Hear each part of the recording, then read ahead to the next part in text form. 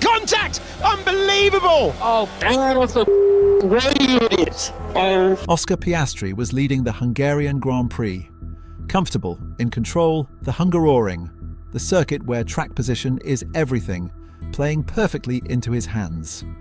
Then Carlos Sainz happened. What followed was the most explosive driver radio of the entire 2026 season. The most devastating post-race press conference appearance. A 5-second penalty that changed nothing. A gearbox failure that ended everything. And a race that should have been Piastri's first win of the season going instead to his teammate, a teammate who had been begging his team to let him through for 20 laps. By Sunday evening, Piastri had called Sainz's driving one of the dumbest things he'd ever seen on a racetrack. He told Sainz to look in the mirror. He told his own race engineer not to talk to him.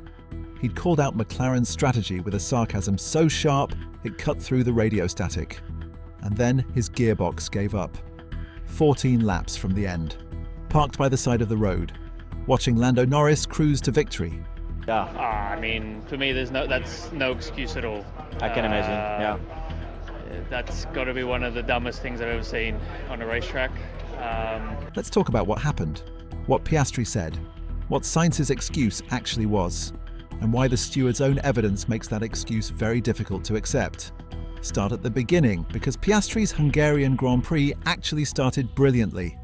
Norris had taken pole position, but Piastri got the better start, taking the lead from his teammate on the very first lap. At the Hungaroring, that matters enormously. The circuit is narrow, overtaking is genuinely difficult, and track position is more valuable than raw pace.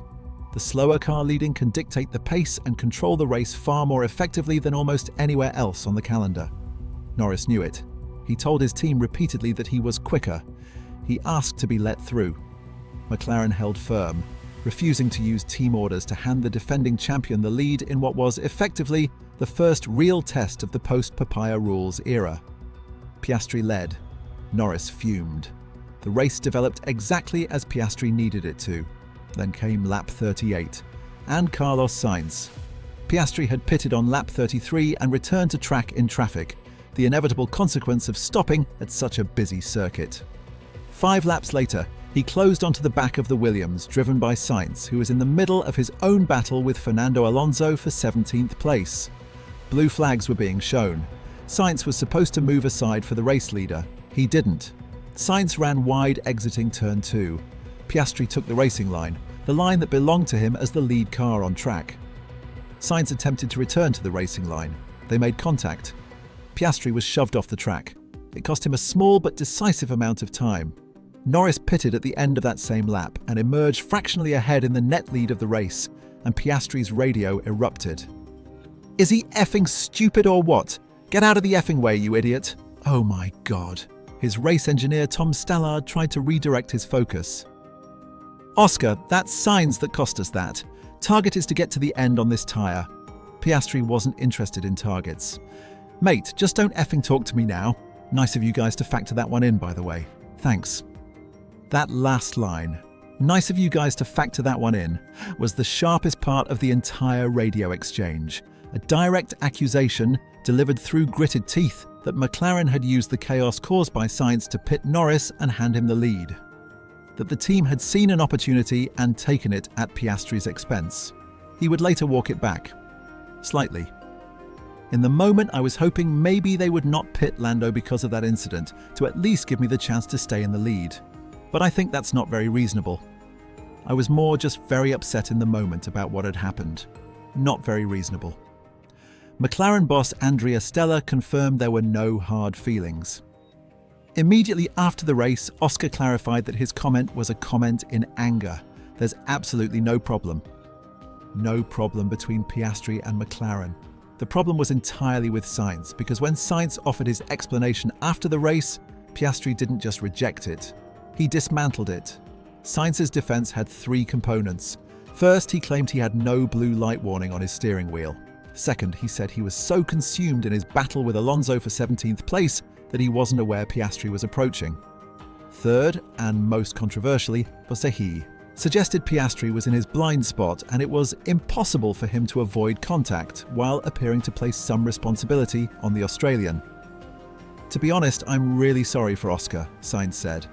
But I think I have a pretty good excuse for what happened. I don't know if he could also have been a bit more careful, given that he's the one fighting for podiums. Piastri's response was immediate and unsparing. For me, that's no excuse at all. That's got to be one of the dumbest things I've ever seen on a racetrack. He went further in a separate interview. Getting crashed into by a lapped car is never one of the things you expect can go wrong in your race. I don't really care if he didn't see me. The fact that he didn't and no one told him, or there was a lack of complete awareness, is unacceptable. And then the line that will follow Sainz around for the rest of the season. He's quite critical of others. Others have given him some stick before for being frustrating on track. When you go and do something like that, maybe you should look in the mirror a bit. Look in the mirror. From a driver who has spent his career being known as one of Formula One's most measured, most professional voices. For Piastri to deliver that kind of public verdict, naming the pattern, referencing Sainz's history, telling him to self-reflect, tells you everything about how serious this felt to him. But there's a reason Piastri's fury extends beyond just frustration at a racing incident, because Sainz's defense doesn't hold up against the available evidence. The stewards investigated and found Sainz wholly at fault, issuing a 5-second penalty for careless driving. More significantly, the stewards specifically noted that Sainz had been warned by his team as Piastri approached. Onboard footage from his car shows him passing several blue light panels around the circuit, the same panels that signal a faster car is approaching. His claim that he had no warning doesn't match what the stewards found. His claim that contact was impossible doesn't match the evidence that he was on the racing line at a moment when he should have been moving off it. Toto Wolff, watching from the Mercedes garage, had his own verdict on the broader blue flag situation during the race. Some drivers reported malfunctions with the warning system, but Wolff reserved his sharpest language for the teams rather than the FIA. The marshalling system was not functioning, and cars in the back defending drivers on the lead lap. It is just disgraceful from some of the Teletubbies engineers that sit on the pit walls of these teams, not telling their drivers what's happening behind. Teletubbies. From the Mercedes team principal, directed at rival pit wall engineers who failed to communicate blue flag obligations to their drivers. Given that the stewards found Sainz's team DID warn him, and he didn't respond, Williams' engineers are at least partially exempt from that particular accusation. The 5-second penalty changed nothing for Piastri. He was fighting for the lead. He ended up parked on the side of the road with a gearbox failure on lap 56, watching Norris take a comfortable victory that should have been his. He was fighting Fernando for last place like it was the World Championship, Piastri said of Sainz. It cost me the lead of the race. Last place. World Championship. The scale of the contrast, Piastri battling at the front for an actual win, Sainz defending 17th against his own teammate, is the part that burns most. Norris won, collected 25 points, his first victory of 2026.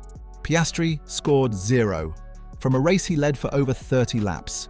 The summer break starts now. 3 weeks until Zandvoort.